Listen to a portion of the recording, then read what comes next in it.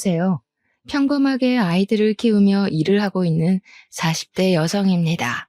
사람들이 말하길 안락한 환경에 안주하게 되면 발전이 없기 때문에 성공을 하고 앞으로 나아가기 위해서는 꼭 시련과 위기가 있어야 한다고 하는데요.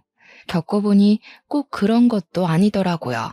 그리 긴 인생을 살아온 것은 아니지만 부모에게 버림받고 인생의 모든 쓴맛을 다 맛본 결과 견디기 힘든 위기와 시련은 사람을 성장시키는 것이 아닌 절망의 구렁텅이에 빠지게 하는 것 같네요. 가끔은 지금의 삶을 만족하는 것과 별개로 부모에게 버림을 받지 않았다면 더 나은 사람이 될 수 있지 않았을까 싶기도 합니다. 하지만 이미 지난 과거를 되돌릴 수는 없기에 지난날 부모에게 받지 못한 사랑을 자식들에게 최대한 나눠주려 노력하고 있어요. 오늘 말을 꺼내는 것도 고통스러운 과거를 사연으로 보내는 이유 또한 저와 비슷한 처지인 시청자분들에게 조금이나마 위안이 되고자 해서죠. 그럼 지금부터 힘들었던 지난날에 대한 이야기를 꺼내보려고 합니다. 모두들 저의 이야기에 귀를 기울여 주세요. 식탁에 키가 닿지 않았던 꼬꼬마 시절부터 저는 혼자서 밥을 차려 먹는 것이 당연했어요. 어머니가 돌아가시고부터 아버지께서는 남아있는 자식인 저를 사랑과 정성으로 아껴주시기보다 자신의 마누라를 잡아먹는 천덕꾸러기로 생각하셨거든요. 어머니가 돌아가신 후부터 평소에도 술 마시는 것을 좋아하시던 아버지는 알코올 중독자 수준으로 술에 절여진 채 생활을 하셨습니다. 술에 찌든 채 집으로 들어올 때면 너 같은 건 태어나지 말았어야 한다는 폭언을 꼭 한마디씩 하셨고요. 사람의 온기 없는 집에서 그 어떤 어른의 사랑도 받지 못하고 눈칫밥을 먹어서일까요? 어느 순간부터 또래 친구들 사이에서도 학교 선생님들 사이에서도 의기소침하고 어두침침한 아이로 취급받게 되었어요. 또래 친구들과 어울리지 못하고 혼자 겉도는 시간이 많아질수록 스스로를 더 자책할 수밖에 없었네요. 아버지의 말처럼 어머니가 돌아가신 것도 아버지가 되는 일이 없는 것도 다 저의 책임처럼 느껴졌으니까요. 이런 아버지의 무관심은 교복을 입은 중학교에 올라갈 때까지 이어졌는데요. 칼바람이 불어 발이 꽁꽁 얼어붙은 추운 겨울날 아버지께서는 집으로 한 여자를 데리고 오시더군요. 5살 난 아이와 함께 말이에요. 그러면서 오늘부터 어머니의 빈자리를 차지할 사람이니 잘 따르라는 말을 덧붙이셨죠. 새어머니가 될 아줌마의 얼굴을 마주할 때도 아줌마의 다리 밑에 꼭 붙어있는 여자아이를 볼 때도 그저 기쁘게만 느껴졌는걸요. 드디어 기쁨과 슬픔을 함께할 가족이 생긴 거니까요. 무엇보다 같이 식탁에 앉아 밥을 먹을 사람이 생겼다는 것이 제일 기뻤고요. 새어머니께서 집에 온 뒤부터 저희 집에는 웃음꽃이 필 일이 참 많아졌습니다. 새어머니께서는 항상 따뜻한 국과 밥을 내어주셨거든요. 항상 냉기만이 감돌던 부엌에서 누군가가 나를 위해 음식을 만들어준다는 것 자체가 감동이었죠. 기억 속에 사라져가는 희미한 홍기를 느낄 수 있는 환경에 살 수 있다는 것 자체가 너무나 큰 행복이었는데요. 이런 행복은 아버지의 사망 소식과 함께 신기루처럼 사라지고 말았네요. 막노동으로 가족의 생계를 책임지시던 아버지께서 그만 추락사로 인해 눈을 감고 말았던 것이었어요. 장례식을 도와줄 가까운 친인척이 없었기에 아버지의 장례식은 조용하고 빠르게 끝이 나버렸습니다. 아버지를 갑작스럽게 잃어버린 것이 슬프긴 했지만 그래도 견딜 수 있었죠. 제 곁에는 새어머니와 여동생이 있었으니까요. 그런데 새어머니의 생각은 조금 다른 듯 했네요. 예, 어서 짐 챙겨라. 너 나랑 같이 갈 데가 있어. 간단하게 짐을 챙긴 후 새어머니를 따라 나섰는데요. 새어머니와 함께 도착한 곳은 다름 아닌 고아원이었습니다. 새어머니께서는 이미 고아원 원장과 이야기가 되었는지 책가방을 메고 있는 등을 툭 밀치며 빨리 데려가라는 듯이 손을 팔랑이셨어요. 깜짝 놀랄 수밖에 없었습니다. 아무리 피 한 방울 안 섞였다고 해도 3년 동안이나 같이 살았던 가족인데 아무 언제 없이 바로 고아원에 보내버리다뇨. 사정이 있어서 잠깐 제가 살 곳이 필요해서 여기 맡기게 된 거 맞죠? 어머니가 저를 고아원에 놓아둘 리가 없잖아요. 웃기고 있네. 내가 무슨 적십자도 아니고 제정신이니? 남편 잃은 과부 몸으로 남아있는 전 남편 자식까지 키우게? 예, 나는 우리 딸 키우기도 아주 바쁜 몸이야. 걷어둘 친인척도 없으면서 지 친아빠 세상 떠났으면 고아원에서 사는 건 당연하지. 뭘 그렇게 놀라니?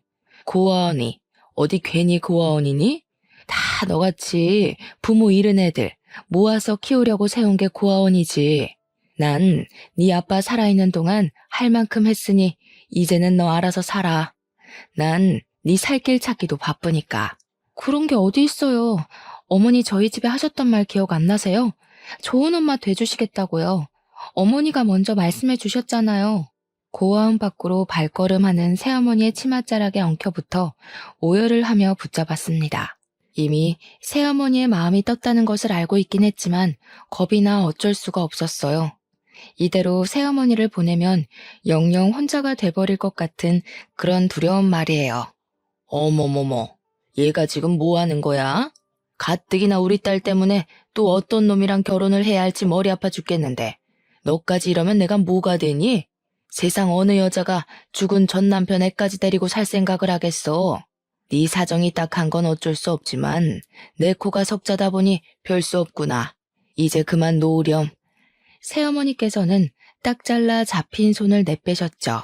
어쩔 수 없이 고아원 생활을 시작해야 했고요. 워낙 성격 자체가 살갑지 않고 내성적이다 보니 또래들과 어울려야 하는 고아원 생활은 지옥과도 같았어요. 그리고 새어머니가 갑작스럽게 떠난 이유를 알고 난 후 더 큰 지옥이 찾아왔네요. 새어머니께서는 아버지께서 남긴 사망보험금을 모두 가로챈 뒤 도망쳤다는 걸 알게 돼 버렸거든요. 자식에게 무신경한 아버지였지만 그런 아버지조차 없이 천혜의 고아가 되자 막막함은 이루 말할 수가 없었습니다. 무엇보다 새어머니에 대한 배신감이 제일 컸죠. 물론 피 한 방울 안 섞인 남의 자식을 고아원에 맡기는 것은 어쩔 수 없는 일이지만 아버지가 남기신 사망보험금을 모두 가로챈 것은 그것과 별개의 일이잖아요. 심지어 자식의 몫으로 나온 금액까지 몽땅 챙겨서 달아나다녀. 당장 새어머니를 찾아가 따지고 싶었지만 현실적으로 그럴 여건이 안 됐기에 더욱 현실에 낙담할 수밖에 없었는데요. 새어머니는 아버지가 남긴 보험금으로 잘 먹고 잘 사는데 나만 이렇게 고아원에 남아 처절하게 살고 있다고 생각하니 더 이상 이렇게 살면 안 되겠다는 생각이 들더군요. 그래서 마음을 고쳐먹고 열심히 살기로 결심을 하게 된 것이죠. 현재 할 수 있는 것은 공부밖에 없었기에 아무리 힘든 일이 있다고 해도 악착같이 이를 악물며 공부를 하게 되었네요. 그것만이 암흑 같은 현실을 벗어나게 해줄 유일한 탈출구 같았으니까요. 이런 노력 덕분인지 성적은 가파르게 치고 올라가 전교권에 들게 되었습니다. 그리고 얼마 안 가 후원도 들어오기 시작하더라고요. 저의 사정을 딱하게 생각한 모 대학교의 교수님께서 성인이 된 후 자립을 할 때까지 후원을 해주기로 약속을 하셨거든요. 교수님께서는 한 달에 한 번 고아원에 방문해 도움이 될 만한 이야기도 해주시고 꿈도 못 꿔볼 경험도 하게 해주셨기에 더욱 힘을 내어 공부를 하게 되었네요. 교수님의 정성에 보답하고 싶다는 생각이 들었는걸요. 공부를 하며 힘든 순간은 불쑥불쑥 찾아왔지만 그때마다 교수님이 베풀어 주셨던 은혜를 생각하며 공부를 놓지 않았고 그 결과 서울에서 내노라는 명문대학교에 입학을 할 수 있었답니다.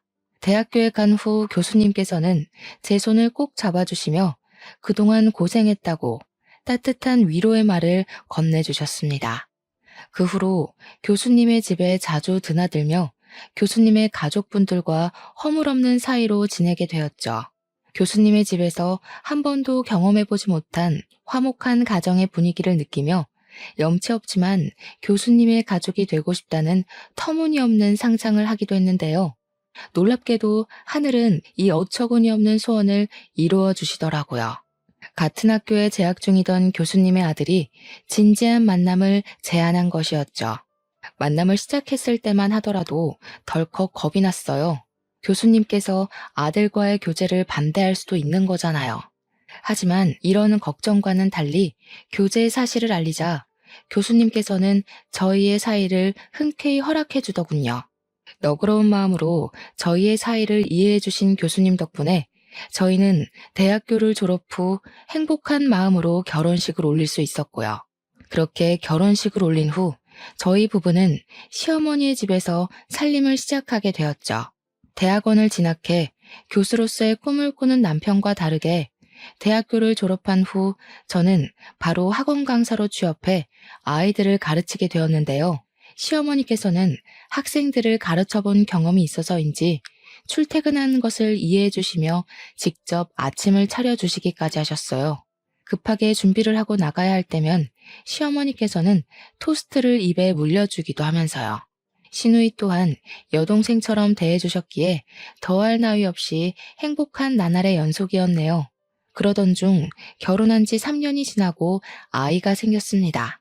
시댁 식구들은 뛸 듯이 기뻐했고 시어머니께서는 임신을 한 몸으로 집안일에 일절 신경을 쓰면 안 된다고 말씀하시며 가정부를 구해주기까지 하셨어요.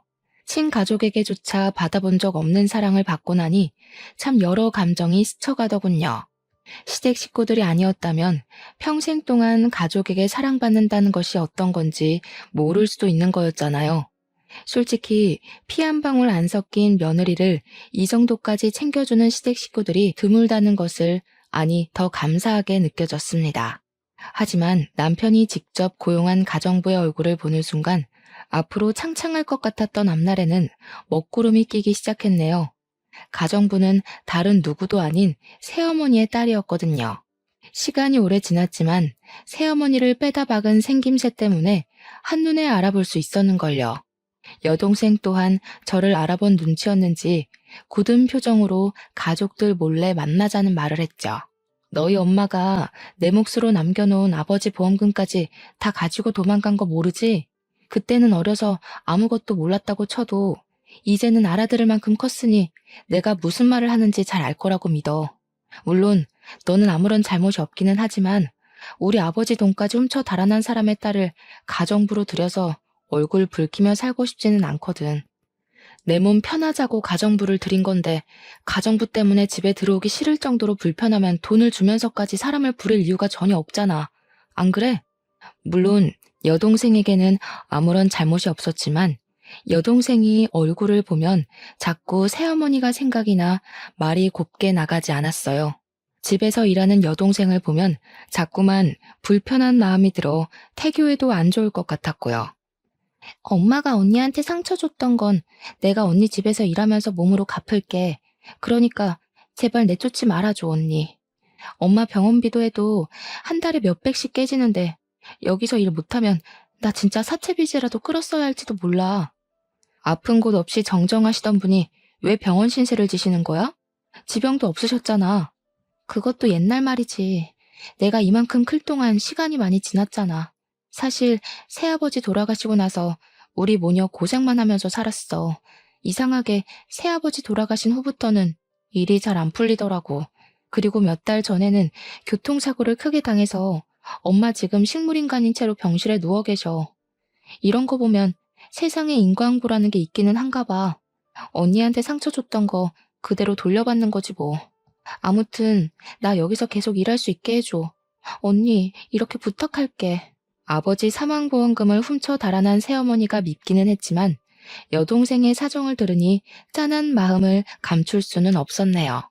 하나밖에 없는 가족을 잃은 슬픔과 돈이 없으면 얼마나 비굴해질 수 있는지 그 누구보다도 잘 알 수 있었으니까요. 그래서 여동생이 가정부로 일하는 것을 승낙하게 되었죠. 다행히 여동생은 야무진 손으로 살림을 잘하는 데다가 가족 모두에게 싹싹하게 굴었기에 얼굴 붉힐 일 없이 잘 지내게 되었답니다. 여동생은 같이 살았다는 이유로 무례하게 굴거나 하는 일도 없었고요. 싹싹하게 일도 잘하고 깍듯하게 자신이 맡은 일을 다하는 여동생을 굳이 쫓아낼 이유는 없었기에 저희의 인연은 비밀로 붙인 채 지내게 되었죠. 그런데 이걸 지켜보던 시어머니께서는 여동생을 마냥 편하게 대하지는 않으셨어요.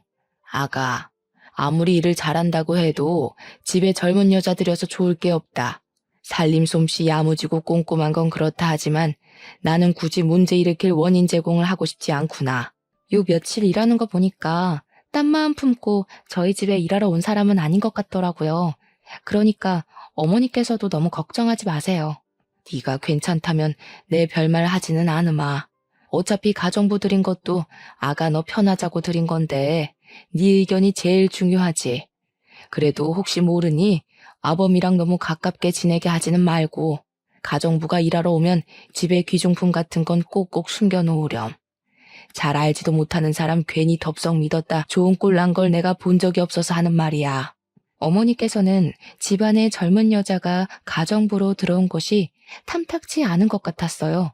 그 후로도 시어머니께서는 가끔씩 가정부를 바꾸는 것이 어떠냐고 말씀을 하셨는데요.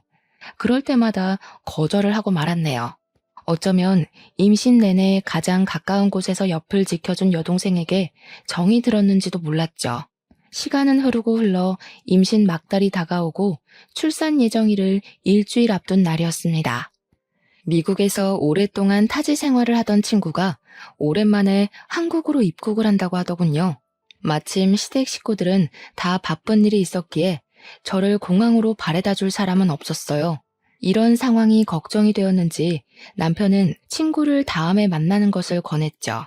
자주 만날 수 있는 친구였다면 저 역시 다음 약속을 기약했겠지만 친구는 이번에 미국으로 출국을 하게 되면 언제 볼지 기약을 할 수 없었기에 약속을 잡게 되었어요.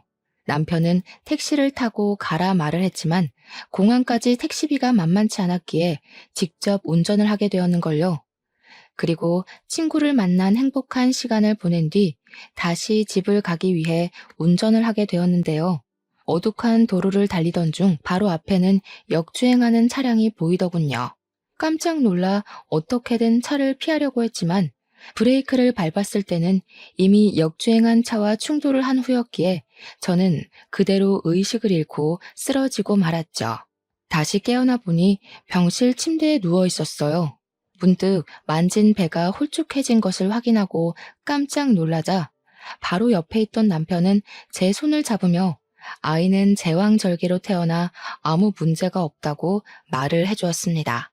아이가 괜찮다는 말에 안심하려는 찰나 남편은 눈가를 훔치며 지금 제가 어떤 상태인지 말을 해주었네요. 아직 공사 중이던 도로에는 CCTV가 설치되어 있지 않았기에 그대로 도주한 뺑소니범을 잡을 수가 없다고 했어요. 목격자도 없었기에 뺑소니범을 잡는 것은 불가능에 가까웠고요. 하지만 그것보다 더 큰 일은 교통사고 후유증으로 인해 평생 하반신 마비로 못 걷게 될 수도 있다는 것이었습니다. 충격적이었죠. 행복의 문턱 앞에 서 있는 현재 큰 시련이 닥쳐온 거잖아요. 현실을 받아들이지 못하고 멍하니 있자 시어머니께서는 눈물을 보이시며 하늘을 원망하셨어요. 아이고, 이 불쌍한 것. 어린 시절부터 고생만 하고 이제야 사람답게 살 수 있게 됐는데 이런 큰 시련을 당하다니. 하늘도 무심하시지. 어찌 가여운 것한테 이렇게 큰 시련을 주시는지. 아가, 아무 걱정하지 마라. 만약 평생 못 걷는다고 해도 나랑 아범이 옆에서 지켜줄 테니 이상한 생각일랑 하지 말고 지금은 그저 의사 말에 따라서 어떻게 치료할지만 고민해라. 무엇보다 제일 중요한 건 네 건강이잖니. 우리 가족들만 믿고 치료에만 전념하렴. 아이고, 불쌍한 우리 아가. 이를 어쩔꼬. 시어머니께서는 아무 걱정하지 말고 치료에만 전념하라 말씀을 해주셨는데요. 그 말씀이 참 큰 힘이 되더라고요. 30년이란 시간을 살면서 한 번도 스스로를 먼저 생각하라고 말씀해 주신 어른은 안 계셨거든요. 곁에 아무도 없는 예전에 이런 큰일을 당했다면 하늘을 원망하며 삶을 포기했겠지만 든든하게 곁을 지켜주는 시댁 식구들이 있었기에 살아갈 용기를 낼 수 있었네요. 시어머니와의 면회가 끝난 후 병실로 찾아온 여동생 또한 저의 상태를 누구보다 걱정하며 치료를 하는 동안 힘이 되어주겠다 말을 하기도 했습니다. 언니가 다시 일어설 수 있을 때까지 내가 언니 곁에 있으면서 많이 도와줄게. 언니가 베풀어준 은혜 덕분에 다시 힘을 낼 수 있게 됐는데 나도 언니한테 도움이 돼주고 싶어. 비록 혈연적인 관계는 아니었지만 여동생은 다리가 나을 때까지 곁을 지켜주겠다고 약속을 하였고, 여동생이 걱정 어린 말과 도와주려고 노력하는 행동을 보고 있자니 가슴이 징하게 아려왔습니다. 어떻게든 옆을 지켜주려는 여동생에게서 가족의 정을 느낄 수 있었으니까요. 그 후 여동생은 자신이 한 말을 지키려는 듯이 스스로 간병인 역할을 자처하며 큰 힘이 돼주었어요. 화장실을 가거나 샤워를 하는 등 사소한 것까지 불편하지 않게 도와주었죠. 옆에서 있는 듯 없는 듯 손과 발이 되어 도움을 주는 여동생 덕분에 재활치료에 전념할 수 있었는걸요. 물론 시댁 식구들 또한 많은 힘이 되어 주었고요. 그렇게 많은 사람들의 도움 속에서 저는 불과 6개월 만에 다시 걸을 수 있게 되었네요. 어떻게 보면 하반신 마비가 와 인생에서 제일 큰 절망 속에 갇혀 힘든 나날을 보낼 수도 있었지만, 옆에서 힘이 되어주는 가족들과 하루가 다르게 커가며 기쁨을 주는 딸아이 덕분에 오히려 가장 행복한 시간을 보낼 수 있었어요. 그리고 이런 행복한 시간들 덕분에 힘을 내어 다시 학원에 복귀하여 강사로 일을 할 수 있었죠. 다시 학원에 복귀한 뒤로는 쭉 바쁜 나날이 이어졌어요. 학원에 복귀를 하자 반가움을 뒤로하고 부족한 강사 자리를 메꾸기 위해 눈코 뜰 새 없이 바쁘게 몸을 움직여야 됐거든요. 경력이 단절되지 않고 다시 일을 시작할 수 있었던 것은 정말 기쁜 일이었지만, 그와 별개로 너무 바쁘다 보니 도저히 딸아이를 돌볼 시간이 나지 않더라고요. 그런데 참 감사하게도 이런 상황을 남편에게 전해들은 시누이가 자진해서 딸아이를 돌봐줬어요. 아이를 맡길 곳을 찾지 못해 발을 동동 구르는 동료 강사들을 보며 딸아이를 돌봐주는 시누이에게 진심으로 고마움을 느끼게 되었죠. 동료 강사들에 비해 수월하게 일을 하게 되어 동료 강사들이 걱정스러운 소리를 할 때면 말을 자동으로 아끼게 되었습니다. 그러던 중 아이가 있는 강사들과 이야기를 하던 중 베이비시터에 관한 이야기가 나오게 되었어요. 다른 사람에게 아이를 맡기는 것에 대한 걱정에 대해 토로하던 중 무의식 중으로 시누이가 아이를 돌봐준다고 말을 하게 됐습니다. 시누이한테 맡길 거면 차라리 일면식 없는 남한테 맡기는 게 더 낫지 않아요? 시누이가 애한테 무슨 짓을 할 줄 알고. 요즘에는 남보다 가족들 사이에서 애들 학대하는 게 더 심각한 문제라고 하잖아요. 그리고 아주 만약에 베이비시터가 애를 학대한다고 하면 돈 주고 부린 사람이니 자르면 그만인데, 시누이는 아니잖아요? 막무가내로 굴어도 시댁 가족이란 이유로 계속 가족 행사 있을 때마다 얼굴 부딪혀야 되잖아요. 그럴 바에는 돈 주고 사람 부리는 게 낫지. 다른 사람은 어떨지 모르지만 저희 형님은 그럴 뿐이 아니어서요. 걱정은 감사하지만 저희 형님한테 맡기는 게 더 편해서요. 딸아이도 형님이랑 조카를 잘 따르기도 하고요. 괜히 모르는 사람 집에 들여서 잘 지내는 딸한테 혼란 주고 싶지 않아요. 어머, 우리 이 선생님 이렇게 순진해서 그동안 험난한 현실을 어떻게 살았는지 모르겠네. 시댁 식구가 괜히 시댁 식구겠어요? 언제라도 남의 집 식구인 며느리한테 시짜짓 하려고 시댁 식구인 거지. 아무리 사람이 좋다고 해도 친정 식구랑은 다르죠. 이 선생님도 괜히 고집 부리지 말고 사람 부리는 거 한번 생각해 봐요. 세상에서 제일 못 믿는 게 결혼한 후 남편이랑 그 집 식구들이에요. 한치 앞을 모르는 게 사람 밀이라고 했어요. 지금이야 좋을지 모르지만 나중에는 어떻게 될지 모르는 일이지. 다른 일도 아니고 자기 자식 일인데 잘 생각해 봐요. 동료 강사가 해주는 말을 이해 못하는 바는 아니지만 저희 시누이는 절대 그럴 사람이 아니거든요. 그래서 시누이를 막대먹은 다른 집 시누이들과 똑같이 이야기하는 것이 살짝 기분이 나쁘기도 했습니다. 시누이에 대해 잘 알지도 못하면서 시댁 식구라는 이유로 색안경을 끼고 안 좋게 생각하는 거잖아요.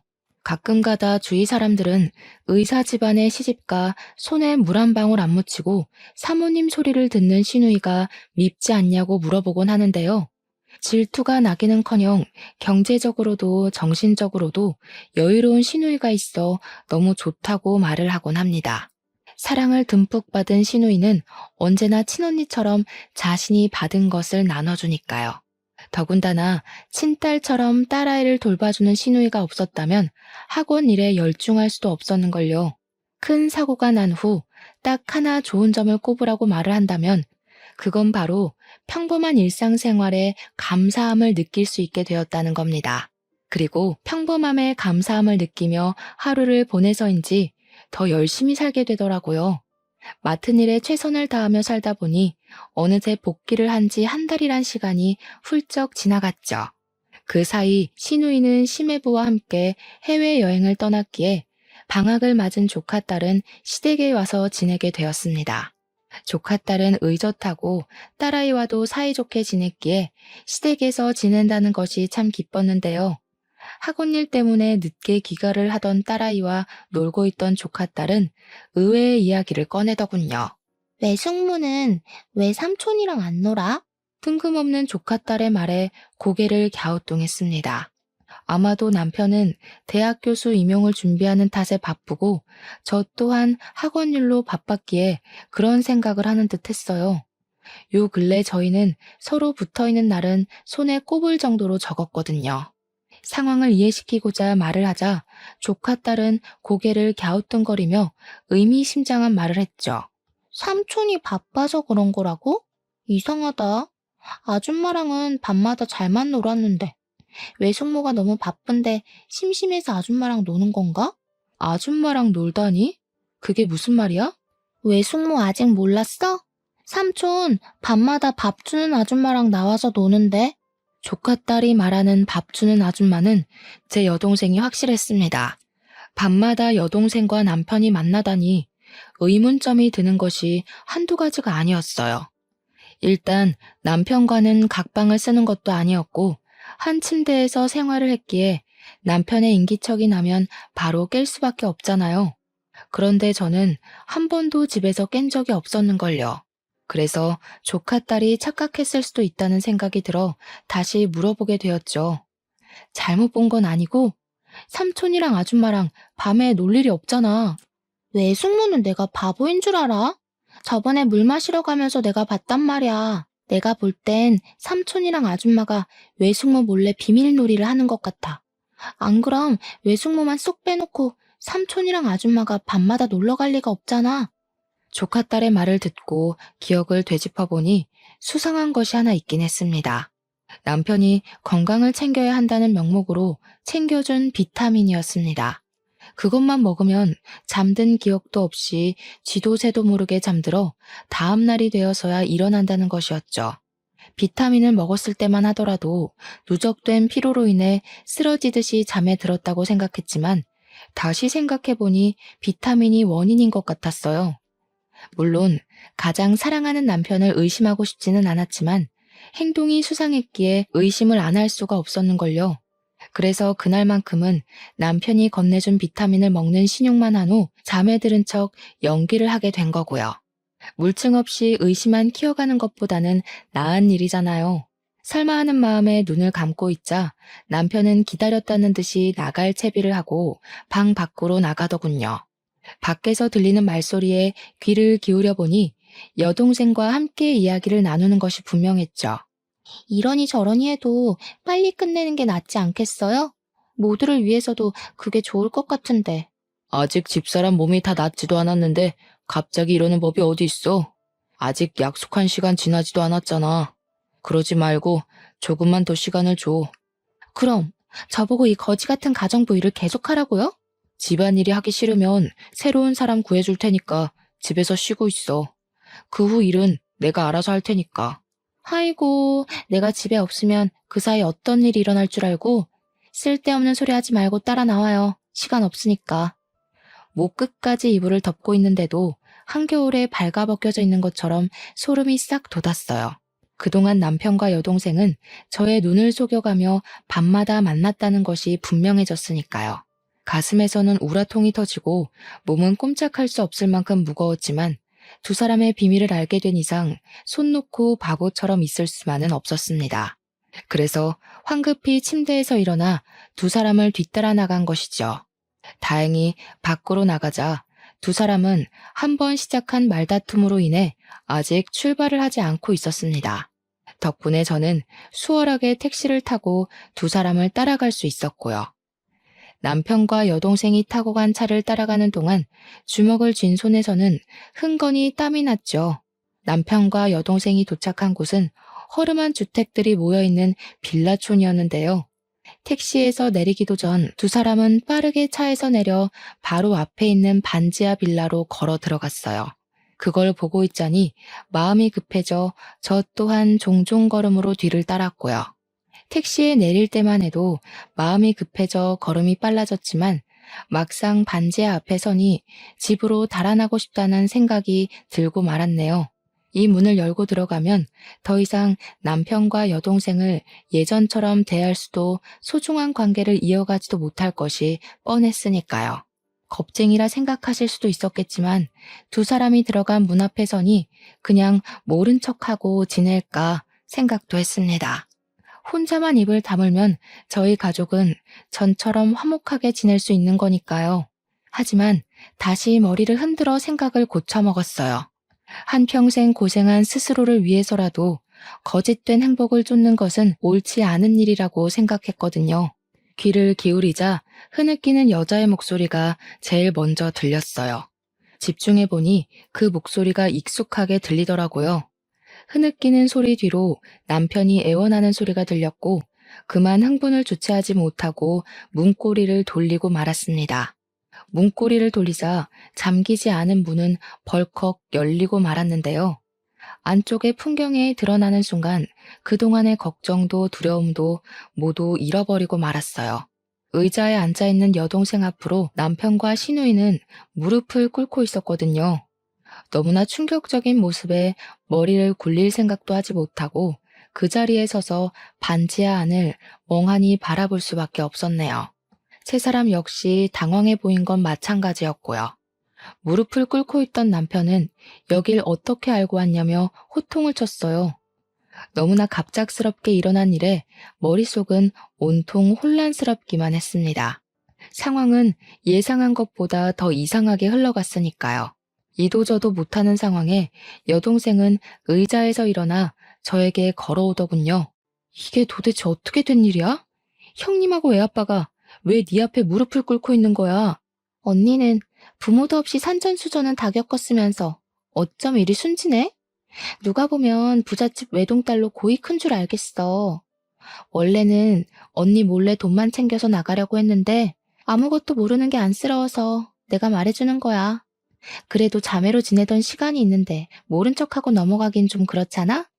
아리송한 말에 의아해하자 곧이어 여동생의 입에서는 믿을 수 없는 말이 나오게 되었네요. 우리 엄마를 눈도 제대로 못 감는 식물인간으로 만든 게 바로 잘난 언니네 남편하고 시누이야. 이렇게 말하면 이제 좀 상황 파악이 되려나? 뭐?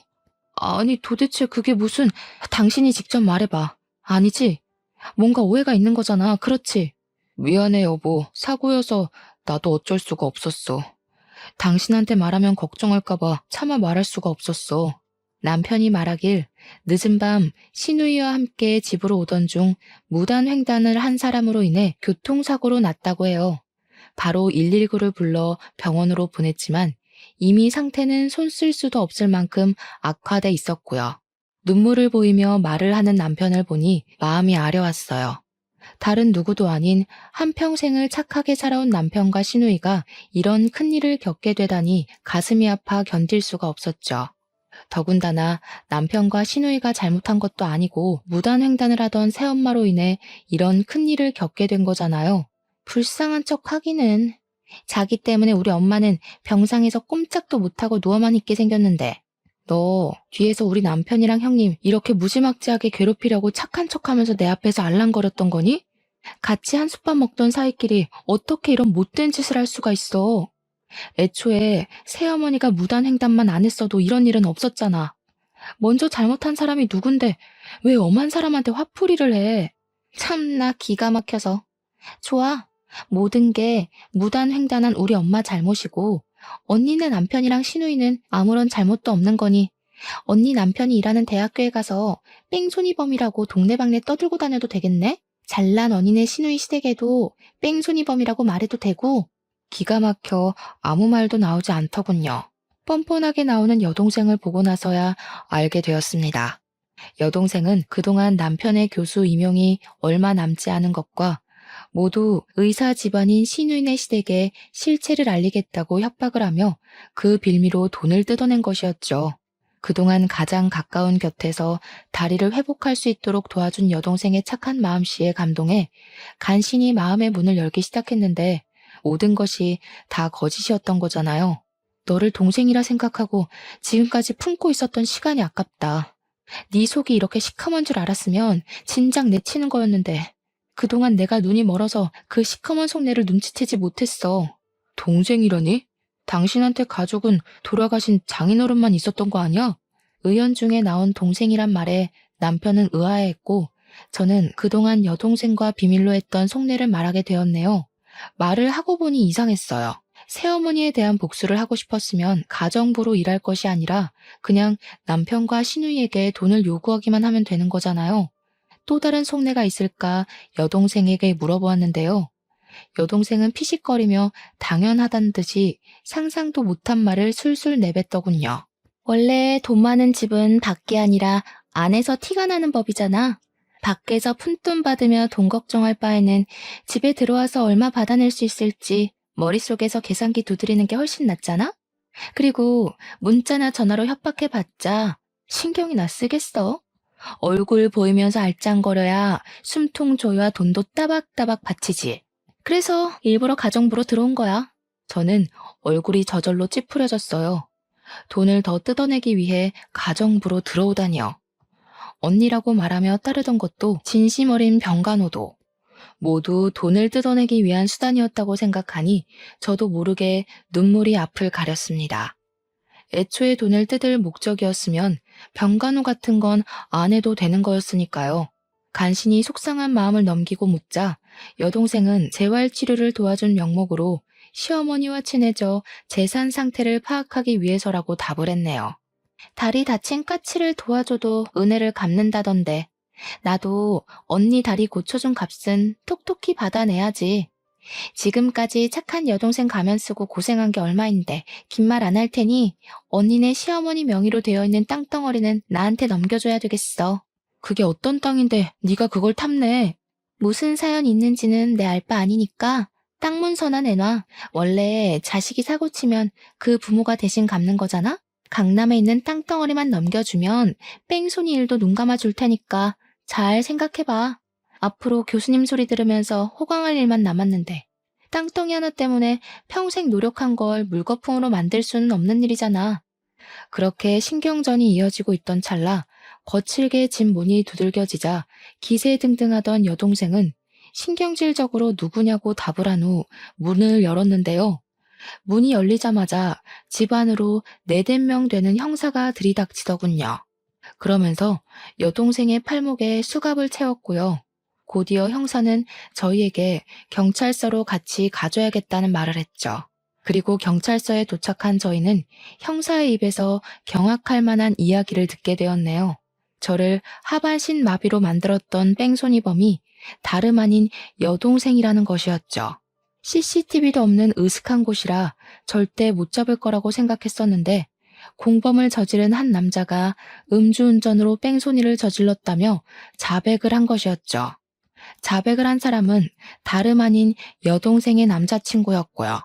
말을 들어보니 여동생이 약속한 돈을 주지 않은 것과 이별을 고한 것에 앙심을 품고 모든 것을 다 털어놓은 것이었죠. 저를 죽을 뻔한 것도 모자라 뻔뻔하게 제일 소중한 시댁 식구들을 협박한 여동생을 절대 용서할 수 없었네요. 언니, 내가 일부러 비밀로 한 게 아니라 그때는 술에 너무 취해서 정신이 없어서 그랬어. 그 이후로는 엄마 때문에 신경 쓸 게 한두 가지가 아니다 보니 까맣게 잊고 있었고 가족이 잘못한 건 덮고 넘어간다는데 이번 한 번만 용서해주면 안 될까? 언니 다리가 불구가 돼서 휠체어 신세진 것도 아니고 완치해서 일상생활하는데 아무런 문제도 없잖아. 이번 합의만 잘해주면 언니 남편 일도 없던 걸로 해줄게. 물론 내 잘못으로 언니 다리가 다친 건 맞지만 내 덕분에 다시 걸을 수 있게 된 거잖아. 모든 게 다 원상복귀된 와중에 동생을 처벌하는 건 말도 안 되는 얘기잖아. 언니, 이번만 그냥 넘어가줘. 내가 이렇게 부탁할게. 기가 막혀서 자기 엄마 내세워 돈 뜯어내려고 눈에 불을 켜고 달려들 땐 언제고. 이제 와서 선처를 해달라고? 누구 마음대로. 너 하나 때문에 고생한 걸 생각해서라도 절대 안 될 말이지. 내가 선처해주면 또 어디 가서 쓸데없는 짓거리를 하고 다닐 줄 누가 아니? 언니, 알았어. 내가 잘못한 거 인정할게. 동생이 마지막으로 하는 부탁이라 생각하고 선처 한 번만 해줘. 나 아니면 또 우리 엄마는 누가 돌보는데? 엄마가 불쌍하지도 않아? 자신의 잘못이 까발리고 난 후에야 잘못을 비는 여동생의 모습을 보니 우라통이 터졌습니다. 더 이상 여동생에 대한 정은 눈꽃만큼도 남아있지 않았어요. 당장 가족들에게 화를 끼친 진상을 눈앞에서 치우고 싶은 생각뿐이었고요. 가족들을 구렁텅이에 빠뜨린 걸로도 모자라 돈까지 뜯어내려 한 여동생을 절대 용서할 수 없었거든요. 그렇게 모든 것을 법의 심판에 맡기고 집에 돌아오게 되었는데요. 집에 오자마자 누군가 저희 집 문을 매섭게 두드리더군요. 밖으로 나가보니 식물인간으로 누워있어야 할 새어머니께서 두 발로 서서 저희를 노려보고 있었는걸요. 깜짝 놀라기도 전에 새어머니께서는 바닥에 머리를 조아리며 한 번만 선처를 해달라고 빌었습니다. 말을 들어보니 새어머니는 그동안 교통사고를 유발해 받은 위로금으로 생활을 한 모양이었어요. 새어머니께서는 모든 것을 고백하며 모든 것은 다 자기 잘못이니 여동생만큼은 제발 감옥에 보내지 말아달라고 사정을 하더군요. 남의 딸은 쓰레기 버리듯이 고아원에 잘만 버려놓고 자기 딸은 대신 감옥에 갈 만큼 소중했나 보죠? 난 절대 합의해줄 생각 없으니까 감옥에 가는 딸이 걱정되면 같이 감옥에 들어가서 말동무라도 해주세요. 어차피 아줌마도 곧 보험 사기단으로 감옥에 들어갈 텐데. 뭐야? 어미가 이 정도로 고개 숙이고 들어가줬으면 알아도 모르는 척 눈 감아주는 게 상책이지. 이래서 남의 자식은 거둬서 키우는 게 아니라고 했는데 지 애비 죽고 고아원에 간 것만 생각하지 내가 지한테 어미 노릇을 해주려고 얼마나 애를 썼는지는 생각도 못해. 한 것이라고는 고작 아버지가 계신 앞에서 방긋거리며 머리를 쓰다듬어주고 밥을 챙겨주는 정도였던 새어머니 입에서 어머니 노릇이란 말이 나오니 저도 모르게 실소가 터져나오고 말았네요. 자신의 뜻대로 이루어지지 않자 바로 본색을 드러내는 새어머니를 보며 여동생이 왜 그렇게 뻔뻔하고 아나무인이었는지 알겠더라고요. 두 모녀에게 남은 사정 같은 것은 아무 상관이 없었어요. 오직 중요한 건 자신들이 풍족하게 사는 것뿐이었죠. 남의 가슴에 피멍들게 하고 뻔뻔하게 구는 건 유전인가 보네요. 어쩜 두 모녀가 이리 하는 짓이 똑같은지. 입만 뻥끗하면 거짓말만 늘어놓는 아줌마 말은 더 이상 듣고 싶지 않으니 당장 저희 집에서 나가요. 저 몹쓸 것이 끝까지? 네, 아줌마 말대로 저는 부모도 없는 몹쓸 것이니 더한 짓도 할 수 있죠. 자꾸 신경 건들지 말고 좋은 말로 할 때 그만 가세요. 더 험한 꼴 당하기 싫으면. 이후로도 새어머니는 몇 번이나 저희 집에 찾아와 선처를 해달라 말을 했지만 상대할 가치가 없었기에 대꾸조차 하지 않았죠. 그 후 더 이상 저희 가족을 위협하는 두 모녀를 가만둘 수 없었기에 변호사를 선임해 두 사람의 죄를 낱낱이 파헤쳤습니다. 다행히 증거는 차고 넘쳤기에 두 사람 모두 법적인 구속을 피할 수가 없었어요. 새어머니는 보험 사기로 여러 사람에게 물질적, 정신적 피해를 준 것으로 인해 징역 3년을 구형받게 되었고 뺑소니로 사람에게 상해를 입힌 여동생은 보험 사기에 합심한 죄질까지 가중돼 징역 5년을 구형받게 되었네요. 물론 자신들의 이익을 위해 수많은 사람들의 눈에 눈물이 나게 한 점과 한 가정의 평화를 깨트리려 한 두 모녀에게 내려진 벌치고는 가볍다는 생각이 들기도 했습니다.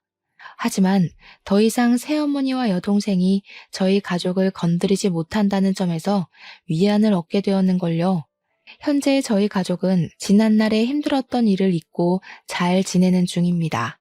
일이 마무리된 지 얼마 안 되었을 때만 해도 남편과 시누이는 불안한 마음을 감추지 못했는데요.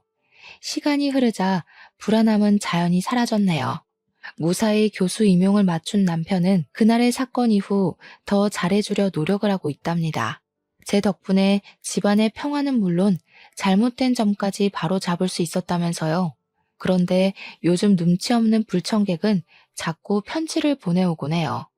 어린 날 같이 지낸 정을 생각해 출소를 한 후 자신과 새어머니가 가정부로 일할 수 있게 도와달라고 하는데요. 절대로 새어머니와 여동생을 집안에 들일 생각은 없어요. 기회란 건 과거의 잘못을 뉘우친 사람에게만 주는 것인데 악독한 두 사람에게 그 기회를 주는 건 너무 아깝잖아요. 똑같이 힘들었지만 학원 강사가 되어 평범하게 사는 저와 다르게 징역살이를 하며 자기 팔자를 꼰 새어머니와 여동생을 보니 이런 생각이 들더군요. 자기에게 닥친 시련과 위기를 어떤 방향으로 해결하는지가 인생에서 제일 중요한 일이라고 말이에요. 그런 의미에서 현재 말 못한 사정으로 힘들어하는 시청자분들께서도 제가 쓴 사연을 들으신 후 절대로 나쁜 유혹에 빠지지 말고 꿋꿋하게 올바른 길로 향하며 힘든 과정을 이겨내시기 바랄게요. 그렇게 된다면 꼭 인생에 꽃 필 날이 오기 마련이니까요. 인생에서 꽃을 피우는 계절이 봄에만 있지 않다는 것을 시청자분들께서 꼭 알아주셨으면 합니다. 그럼 시청자분들의 앞날이 만개한 꽃이 가득하길 빌며 오늘 사연을 마치도록 할게요. 지금까지 사연을 시청해주신 모든 분들 진심으로 감사드립니다.